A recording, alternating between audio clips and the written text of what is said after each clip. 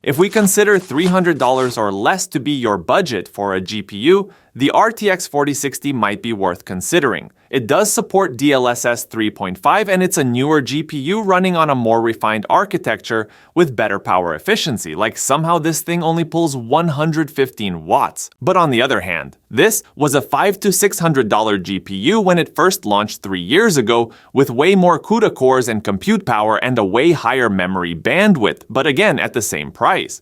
NVIDIA must know that the 4060 is lacking if the main selling point is we can save you $132 in electricity costs over 4 years. To be fair, the 4060 has a great advantage when it comes to power consumption, where it achieves around 20% less power draw than the 3060.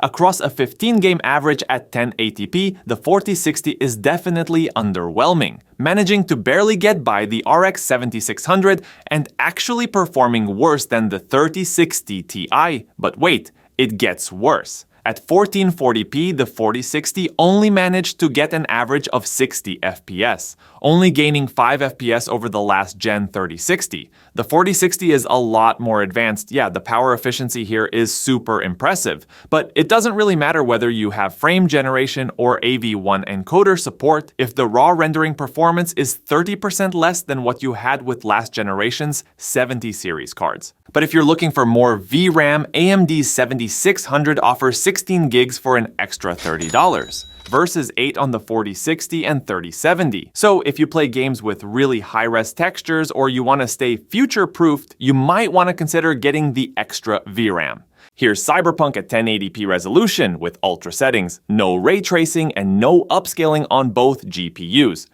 The 7600 XT appears to deliver a superior experience, especially with the 1% lows. It's approximately 15% faster. But remember, you're also paying 15% more.